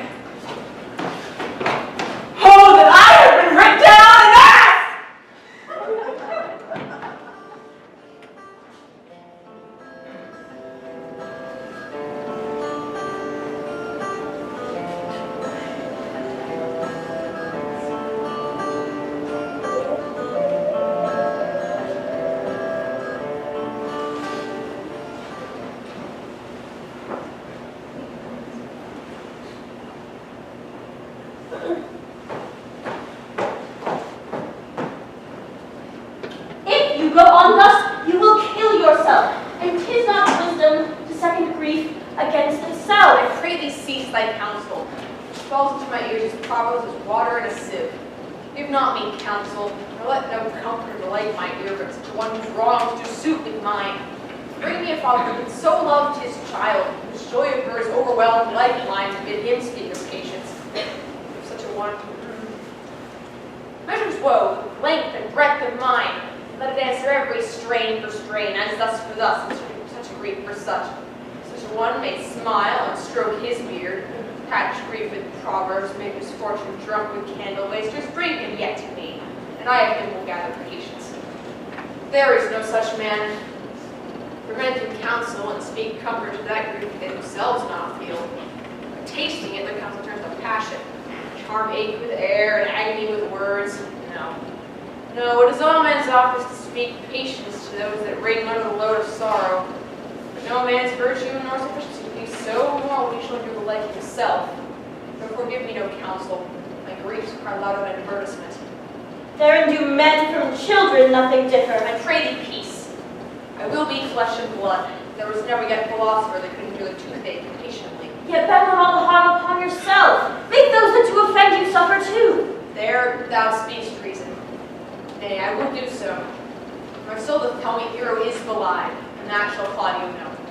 So will the prince and all of us dishonor her. Good afternoon. Good day to both of you. Hear you, my lord. We have some haste, Leonardo. Some haste, my lord? Well, fare you well, my lord. So hasty now? Well, all is one. Hey, do not quarrel with us, good old man. If he could right himself with quarreling, some of us would lie low. Who wrongs him? Marry, thou didst draw me that assembler thou. I speak not the daughter nor a fool. No, Claudio, to thy head, thou hast so wrought an innocent child in me that I am forced to bear reverence by, and with gray hair and bruise of many days to challenge the trial of a man. I say thou hast belied my innocent child. Thy slander hath gone through and through her heart, and she lies buried with her ancestors. Oh, and in tomb whenever scandal slept, say this of hers, framed by thy villainy. My villainy? Thine, Claudio, thine, I say. You say not right, old man. My lord, I'll prove it on his body if he dare! Away! I will not have to do with you. Canst thou so daft me? Thou hast killed my child. If thou killst me, boy, thou shalt kill a man. He shall kill two of us, but that's no matter. Let him kill one first. Win me and wear me. Let him answer me. Come, follow me. Come, Sir Boy, come follow me. Sir Boy, I'll whip you from your flaming face. Content yourself. God knows I love my daughter, and she is dead. Slandered to death by villains that dare as well answer a man indeed, as I dare take a servant by the tongue. Hold you content. What, man?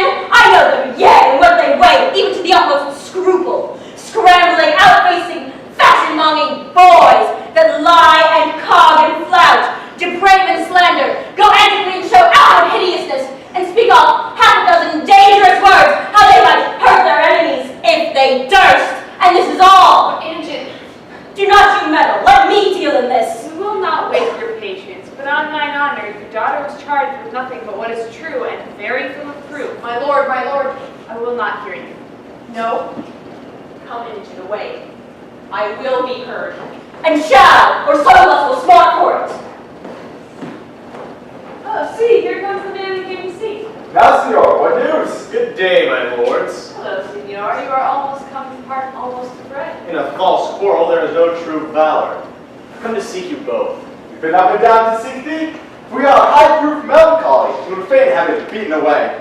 Wilt thou use thy wit? It's in my scabbard. Shall I draw it? Dost thou wear thy wit by thy side? Never I did so, though very many have been beside their wit. I will bid thee draw as you do the minstrels. Draw to pleasure us. Oh, my life, you look pale. Art thou sick or angry? I'll meet your wit in the career if you charge me against it. I pray you choose another subject. Let us select the changes more and more. I think you'd be angry indeed. May I speak a word or two in your ear? God bless me from a challenge.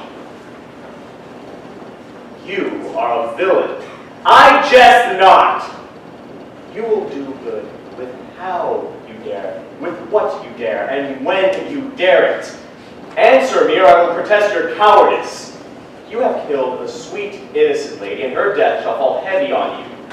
Therefore, I will hear from you. Well, I'll meet you. so I may have a good cheer. Sir, your wit goes well and ambles easily. I'll tell thee how Beatrice hath praised thy wit the other day. I said thou hadst a fine wit. True, says she, a fine little wit. Nay, says I, a great wit. Just, says she, a great gross wit. Nay, says I, a good wit. Right, says she, it hurts no one. And she added, he swore a thing to me on Monday night, which he forswore Tuesday morning. Yet at last she concluded with a sigh, I was the properest man in Italy. For the which she wept heartily and said she cared not. But when shall we set the savage bull's horns on the sensible Benedict's head? Yea, in text underneath, here dwells Benedict, the married man. Fare you well, boy. You know my mind well. I'll leave you to your gossip-like humor. My lord, for your many courtesies I thank you, but I must discontinue your company. Your brother the bastard has fled from Messina. You among you have killed a sweet and innocent lady. And for my lord Blackbeard here, I will hear from him. But until then, peace be with you. He is in earnest. Most profound earnest, and I'll warrant you, for the love of Beatrice. And hath challenged you? Most sincerely. But, soft you, did he not say my brother was fled? Come you, sirs, you must be looked to. Two of my brother's men bound? Officers, what offense have these men done? Marry, sir, they have committed false reports. Moreover, they have spoken untruth. Secondarily, they are slanderers. Sixth and lastly, they have belied a lady. Thirdly, they have verified unjust things, and to conclude, they are lying knaves. First, I ask you what they have done. Thirdly, what's their offense? Sixth and lastly, why they are headed into the what you laid in their charge. What have you done that you are thus bound to answer? This learned constable is too cunning to be understood. What's your offense? Sweet prince, let me go no further for my answer. Do hear me and let this count kill me, for I have deceived even your very eyes. What your wisdoms could not discover, these shallow fools brought to light when they heard me confess at night. This one, how your brother Don John sent me to slander the Lady Hero. How you saw me court Margaret in Hero's garments, and how you disgraced her when you should marry her. My villainy they do have upon record, which I would rather seal with my death than repeat over to my shame. The lady is dead. If I minded my master's false accusations, briefly I desire nothing but the reward of a villain. Was not the speech like iron through your blood? I have drunk poison whilst he uttered it. And you say my brother set you onto this? Yet he paid me richly for the fact of others. He is composed of treachery. Fled he is upon this villainy. Sweet hero, now thy image doth appear in the very semblance that I loved at first. Come, bring away the plaintiffs. By this time our sexton hath informed Signor Leonardo of the matter. And masters, do not forget to specify, when time and place shall serve, that I am an ass! The villain. See his eyes, though I've seen other men like him or may have Waite. Which is he? You know you're wrong, Riddle, by me. Art thou the slave that with thy breath has killed my innocent child? Yea, I and I alone. No, not so, villain, not liest thyself. Here be a pair of honorable men. Third is flood that hath gained it. I thank you, princes, for my daughter's death. Accorded with your high and worthy deeds. Pray be done if you think about it. I know not how to pray your patience, that I must speak. Choose to revenge yourself.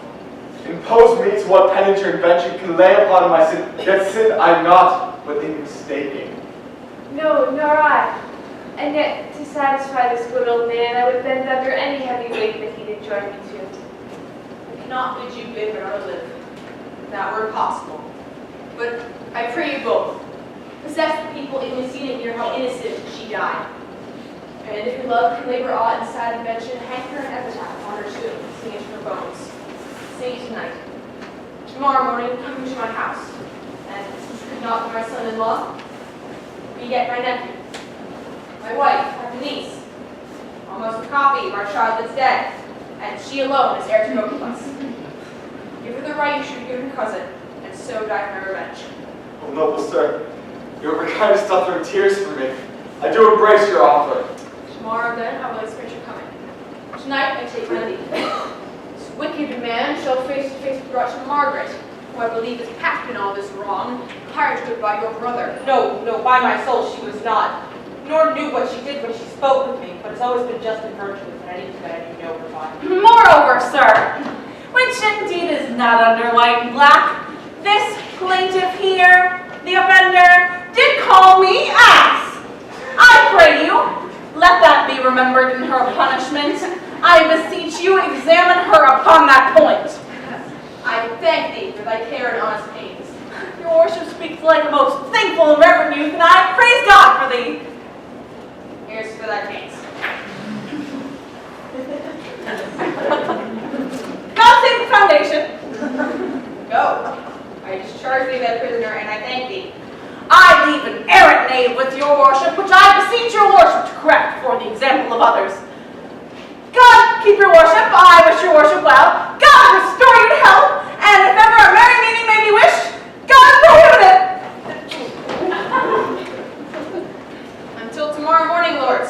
Farewell. We will not fail. This night, I'll mourn with Hero.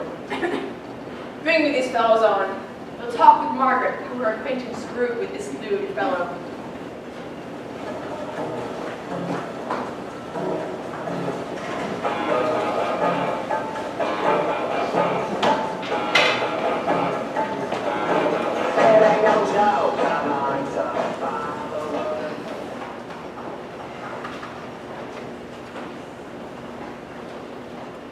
Sweet Mistress Margaret! Sweet Mistress Margaret! Margaret, deserve well at my hands by helping me to the speech of Beatrice.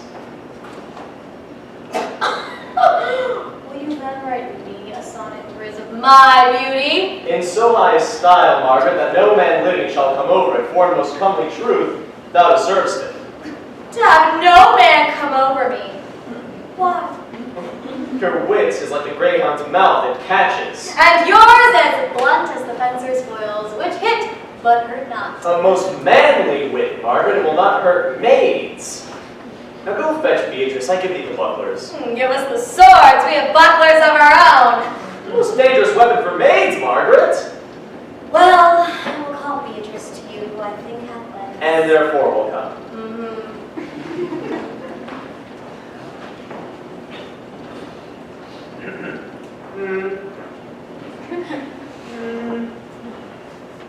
The God of love, that's it.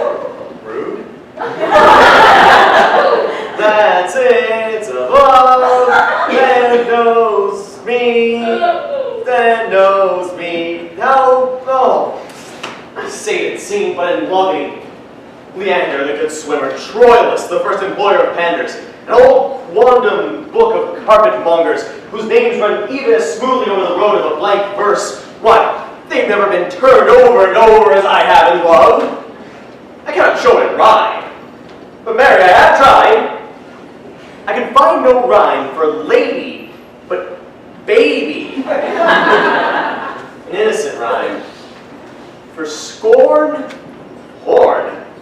A hard rhyme. And for fool, school. Babbling rhyme, most ominous endings. I was not born under a rhyming planet, nor can I woo in festival terms.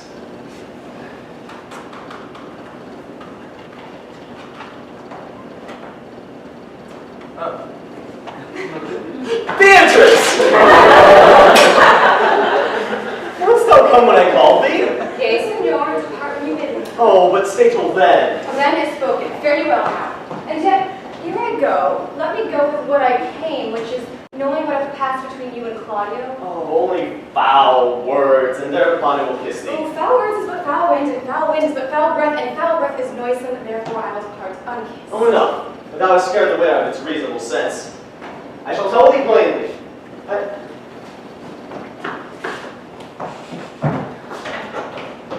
Claudio undergoes my challenge, and either I will hear from him or subscribe him a coward. But, come, for which of my bad parts didst thou first fall in love for me? For them all together, which maintain so politic a state of evil that they will not admit any good part to mingle with them. But for which of my good parts, did you first suffer love for me? Suffer love, a proper epithet, that I suffer love indeed, for I love you against my will. In spite of your heart, I think. Alas, poor heart. If you spite it for my sake, I will spite it for yours, for I can never love that which my friend hates. Oh, you and I are too wise to woo peaceably. But how does your cousin? Very ill. And how do you? Very ill, too. Serve God, love me, and men. Beatrice! You must come to your uncle, yonder's old quill at home. It is proved that hero hath been falsely accused, the prince and Claudio mightily abused, and Don John is the author of all, who is bloody gone. Will you come presently? Will you hear this news, senor? Why, I will live in thy arms, die in thy lap, and be buried in thine eyes.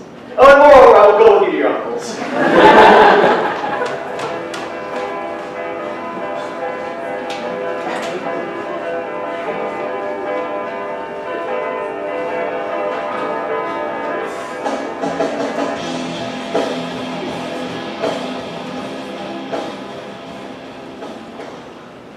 Is this the monument to Leonardo's? It is. Done to death by slanderous tongues is the hero that here lies. Death, good enough for wrongs, gives her fame, which never dies.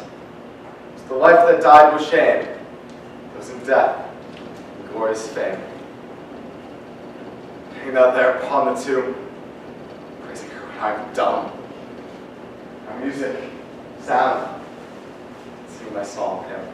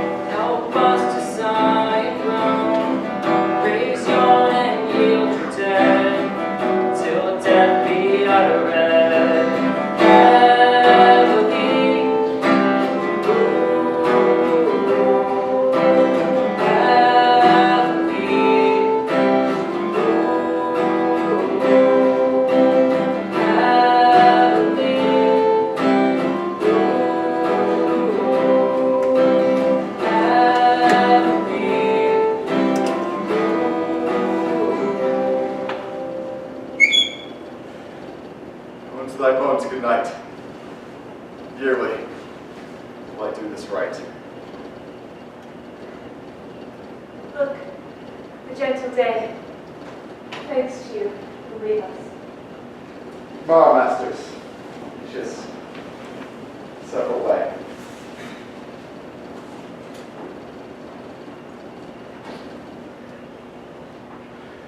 Come, let us hence. To Leonardo's where we go.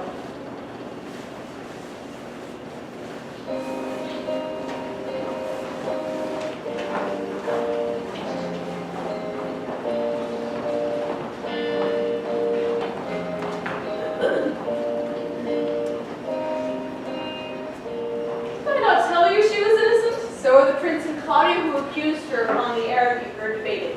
But Margaret was in some fault for this, although against her will it shall appear in the full course of all the question.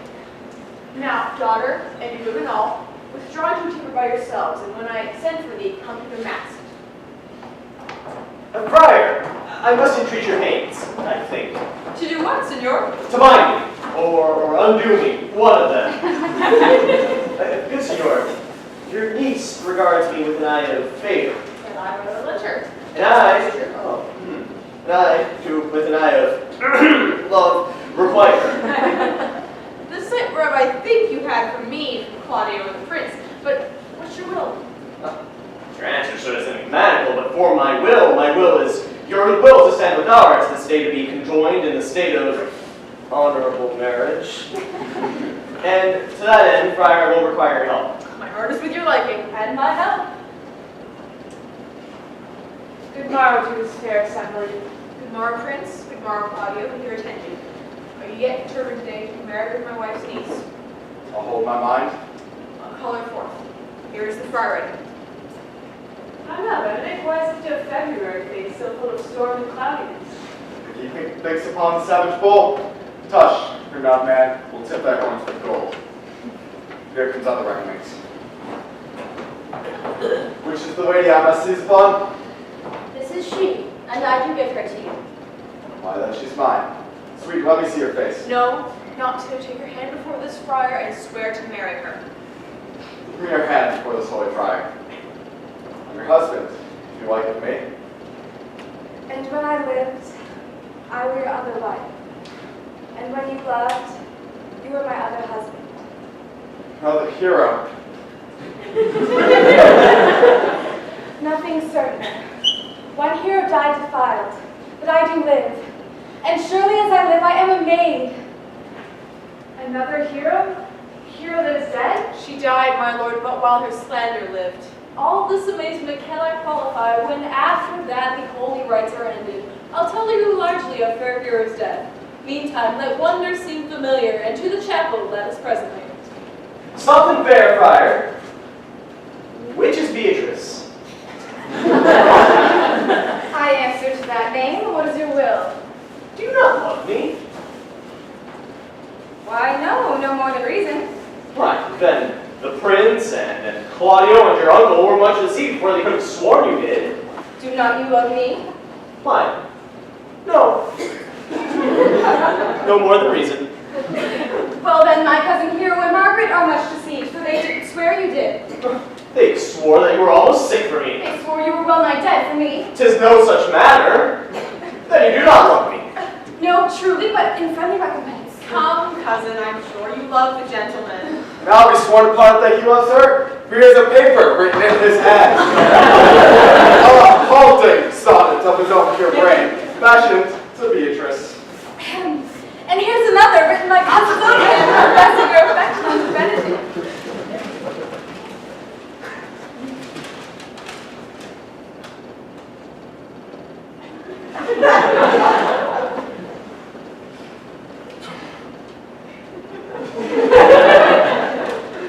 A miracle. Here's our own hands against our hearts. Come, I will have thee. By this light I'll have thee for pity. I would not deny you, but by this good day I yield upon a great persuasion, and partly to save your life, for I was told you were in a consumption. Oh, peace. I will stop your gun.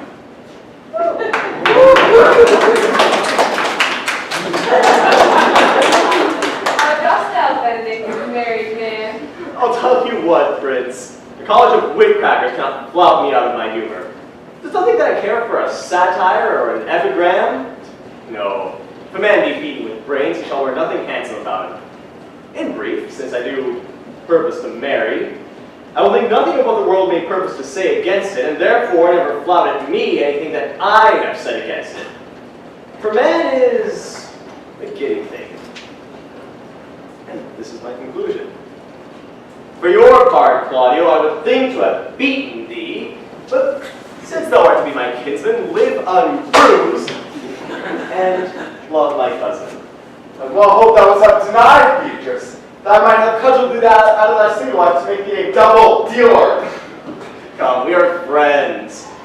Let's have a dance ere we are married, to lighten up our hearts and our lives' heels. We'll have dancing afterward. Oh, first of my word, therefore music.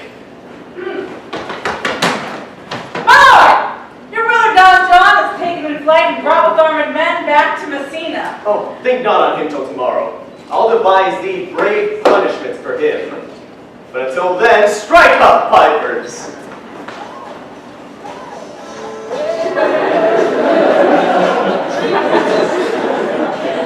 Prince, thou art sad. Get thee a wife, get thee a wife!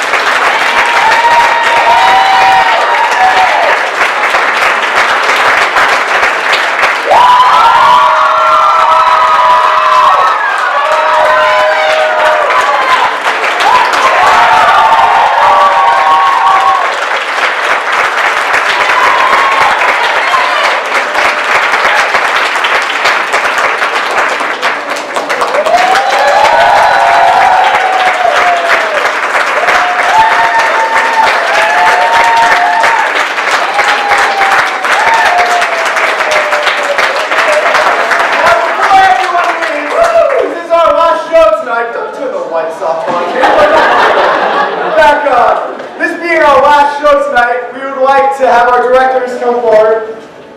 And we'd like to give them a nice gift for all the hard work that they put into the show. Can you please give a great round of applause for Hillary and Adam?